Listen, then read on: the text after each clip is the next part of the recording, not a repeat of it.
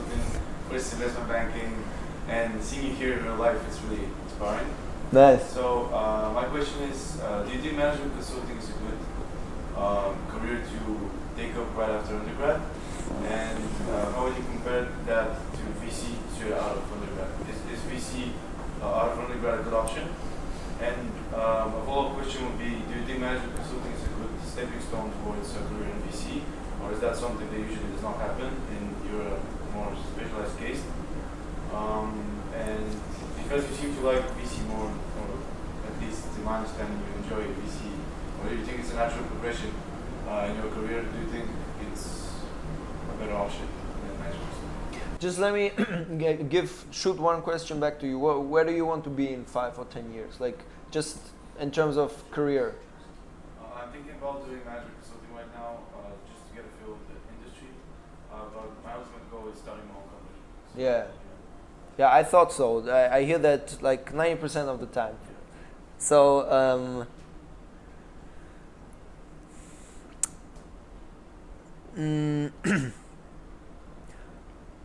so if you have the possibility, and you can get into VC right out of undergrad, I would prefer doing that, because this will help you much more starting your own company than going into consulting. In fact, consulting will help you almost nothing in starting your own business. So, I mean, of course, you hear of all those ex-management consultants starting their businesses, but that's also a question of causation versus correlation. So maybe all those brilliant people that are doing management consulting as part of their journey, they end up starting companies, you know, just because they're fucking brilliant, or it's actually causation and management consulting prepares you for starting a startup. But in my experience, it doesn't. So if you have the possibility to get into VC right out of undergrad, do that. You know, do it for 2 or 3 years. Probably you're going to be an analyst at the beginning, so you're going to do quite some quantitative work, which is nice because it basically supplements a lot of the stuff that you would be doing in consulting. It's very similar. And then as you start, you know, progressing, you will deal more with the startups directly. You'll get to know the founders, and you will get, most importantly, you will get a good feeling of which ideas work and which ideas don't. So in terms of your overall goal, VC would be much better. Now, that's not always possible, and in that case, consulting is a very good or a healthy plan B, because it actually does give you lots of structure in your thinking.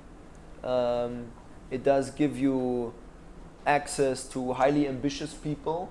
So you might not work with potential co-founders, or you might not work with startups as a consultant, that's very clear, but at least you will work with people who are very ambitious. Some of them will want to pursue a career in private equity, or like take an industry job and like work 10 hours less but earn twice as much. But you will also have a couple of founder guys there, and you should, you know, do your best to hook up with them during that time. In terms of the transition, so the transition is not very obvious. So actually VCs don't actually go out there and say, where are the strategy consultants? Come on. You know, it's they are really looking for people who have founding experience, and the closest you can get to you know, like being a good hiring profile to a VC but having worked in one of those traditional industries, is investment banking.